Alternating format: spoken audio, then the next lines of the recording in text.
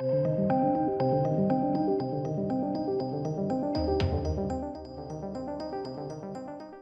ladies and gentlemen. We've got some leaks and rumours with respect to The Lord of the Rings, The Rings of Power. I mean, you know, a sort of a joke of a series as it is. The leaks and rumours just confirm more, sort of evasion of lore.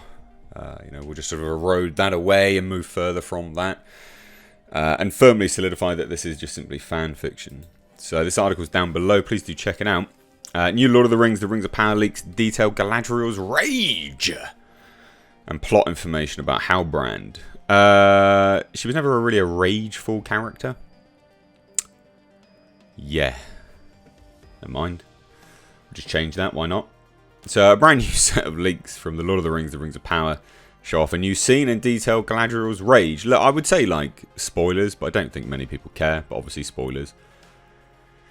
So this new set of alleged leaks come from Twitter users, Fellowship fans. They begin, Galadriel and Halbrand are brought before the court of Miriel and Pharazôn by Elendil, to the surprise of everybody. Still in the rags from when they were rescued from the shipwreck. That's right, ladies and gents, because, you know, Lord of the Rings is, if it's not known for epic sets and, you know, amazing prop pieces, it's definitely known for rags and nudity, isn't it? I mean, it will be now, because they want to get that Game of Thrones money. For some weird, it's not weird reason, I understand why they want the Game of Thrones money, but this ain't Game of Thrones. You don't need to get Galadriel's tarties out, right? Like, no one needs to see Morfydd Clark's tits. Like, we just don't want to see it. But apparently that's what we're going to be seeing, you know, nudity and stuff, because why not? Why not? In the next tweet they detail, tense introduction follows. Verbal standoffs between Galadriel, Miriel and Pharazôn, where Galadriel proclaims her lineage. It's Halbrand who tries to act as the conciliatory one and keeps Galadriel's rage in check. That's right, she can't control herself. Because strong whammon, apparently. I mean, it doesn't sound like Galadriel. It's very out of character. Obviously, we saw her succumb in Lord of the Rings trilogy to the power of the ring momentarily. But that was a very much like, whoa, like a shit your pants moment. It wasn't supposed to be, her all the time. She's supposed to be this sort of flowy, very controlled, almost sort of ethereal being.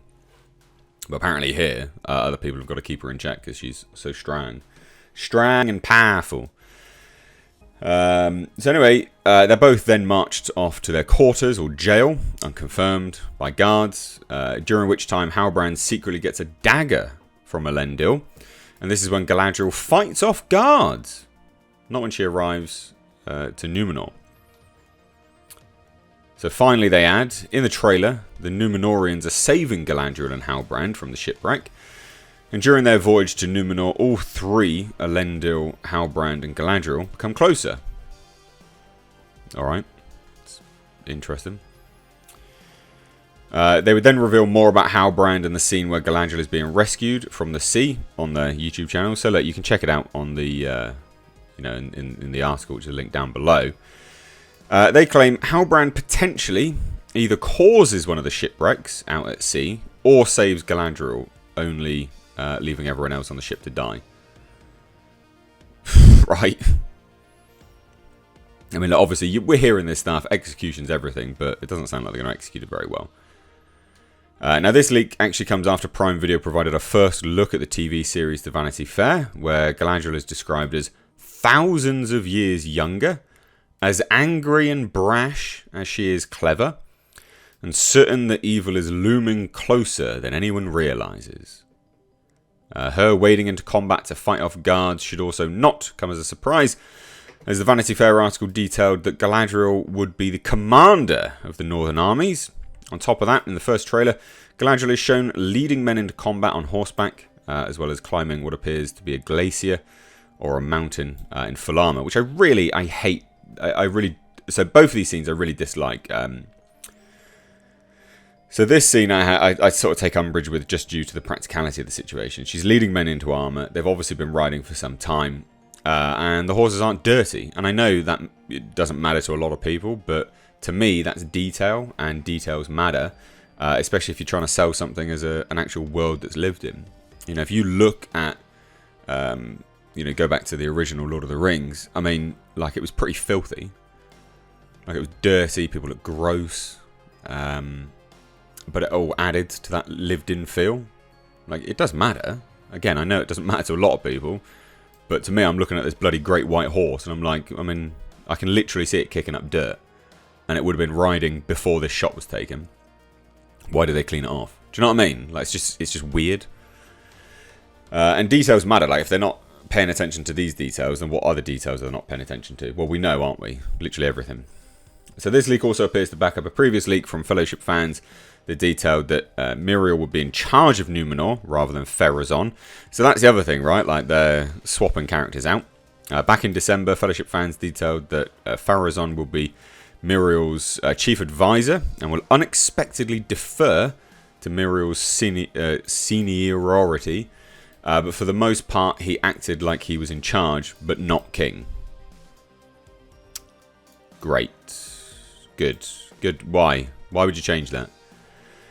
So if the leak is true, it's in direct contradiction to Tolkien's work in the Silmarillion, something showrunners J.D. Payne and Patrick McKay indicated they could not do. And this is the thing, they literally say, we have the rights solely to the Fellowship of the Ring, the Two Towers, the Return of the King, the Appendices, and the Hobbit. And that is it. We do not have the rights to the Silmarillion, Unfinished Tales, the History of Middle-earth, or any of those other books. So, but they're not allowed to change it. As long as we're painting within those lines and not egregiously contradicting something we don't have the rights to, that's fine. I mean, swapping someone out as king and putting them as an advisor, like, I would say that's a pretty major contradiction. But the thing is about contradictory terms, it is pretty subjective. I guess it's really dependent on who's in charge. And this is the thing that matters. It's to do with who's in charge over at the Tolkien estate. Now, we know, obviously, there's not a great deal of respectful people over there now watching over the property because they sold it directly, pretty much immediately, to Amazon. The moment who was leading the estate had to step down due to age.